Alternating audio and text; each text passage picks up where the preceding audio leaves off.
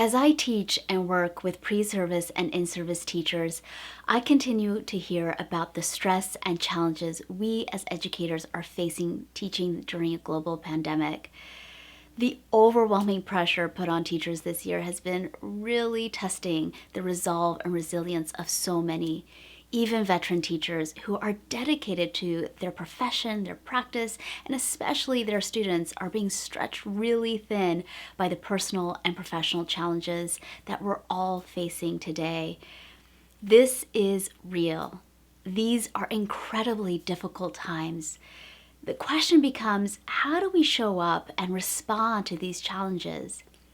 There isn't a right or wrong answer, but I'm going to share with you one way we can respond to our own challenges and difficulties with others, and that is to be a bit more compassionate, and especially being a bit more self-compassionate.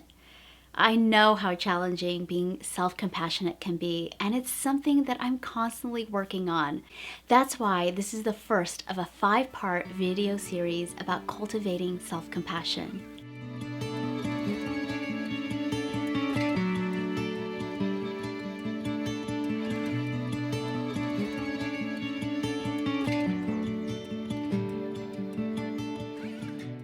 Hi everyone, my name is Paula Cristina Azevedo and I'm the founder of The Meditating Teacher, where I teach and support educators, parents, and leaders about mindfulness practices so we can be a bit more present and compassionate for the kids and teens in our lives. First, I want to acknowledge that the frustrations, fears, anxieties, anger, and sadness that you may be facing are real, and I'm feeling many of these same big emotions as well. There is so much uncertainty out there. Our brains are really busy scanning for the dangerous situations, trying to manage to keep our bodies alive while also trying to maintain our normal pace at work, making it difficult sometimes to do simple daily tasks and decisions. You may have noticed that you're forgetting things more frequently, making mistakes, maybe even losing your cool. Remember, these are unusual times. It's not every day that the entire world deals with a pandemic. We're trying to teach our students and trying to learn during a global crisis. Mistakes will be made, we'll be stressed and anxious, and some of our students may be feeling the same challenges. So let's just stop and recognize that there is nothing normal about this period of time, but also know that this is a moment in time, that this pandemic will not last forever, even though it may feel like it. With all of that said, I'd like to invite you to give yourself some grace. Yes, learning and teaching online, using a hybrid model, and even the face-to-face model with all the restrictions can be really challenging, but you are doing the best you can and meeting each challenge in order to support your students in the best way you can.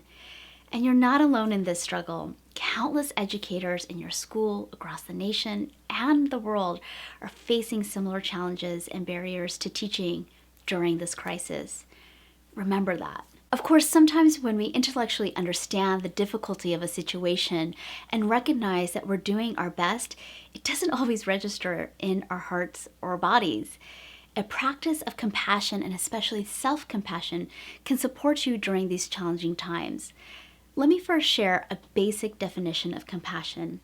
Compassion is to show concern and kindness when someone is facing a difficult challenge or is in pain.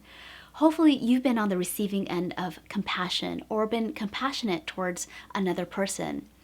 However, you may have noticed that it's far easier to be compassionate towards another being than yourself. Consider a time when you were compassionate towards a friend. What words did you use to provide this person the support that they needed? Now think about your own self-talk during the past few months. Do you notice the difference in words and tone and maybe even action between your compassionate actions and words towards your friend and those towards yourself? Self-compassion is treating yourself like you would a good friend when they're going through a difficult time. You deserve the same compassion you share with a friend. It's those moments when you pause while facing a difficult situation or emotion and recognize the difficulty you're facing, and yet having the courage to say to yourself, "Sweetie, this is really hard and even painful, but you'll be okay." And even taking your hand and lightly placing it on your heart as a way to extend that compassion to your whole body. So I invite you to start practicing self-compassion during these difficult times. The good news is that if you find self-compassion a difficult practice, there are ways to mindfully cultivate more compassion in your life. In this video, I'm going to share one of the 5 strategies to cultivate self-compassion, and throughout the next 4 weeks, I'll be sharing the other 4 techniques. One of the first methods to cultivating self-compassion I'd like to share with you today is to purposely invite a positive moment in your day. This positive moment could be something that really sparks joy, that uplifts your spirit, or even a moment of thoughtful, positive contemplation. For example, listening to a song that you just find really joyful and that impacts your mood in a positive way. Maybe that song even gets you to get up and dance. For others, it may be starting the day with a mantra. Some find joy in sacred text and prayers, while poetry and inspirational quotes have the same uplifting effect on others. Maybe there's a person you follow on Instagram that you enjoy reading their daily posts. Whatever your positive moment is, see if you can build in a habit of including that positive moment at the same time each day. Notice what happens to your mood, your self-talk, or even energy level when you incorporate this positive moment into your daily routine. This moment doesn't have to be that time-consuming or intricate. It just has to be authentic to you.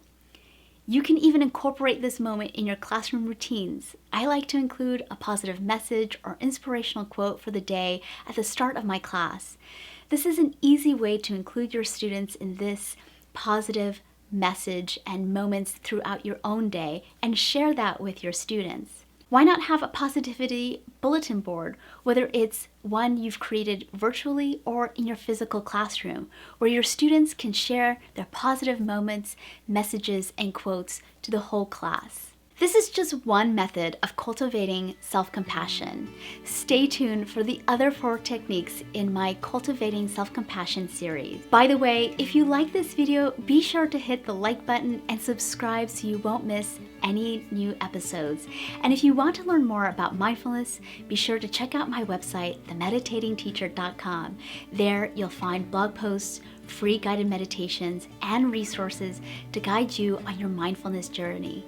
Be sure to sign up for my newsletter where you can get additional information and resources.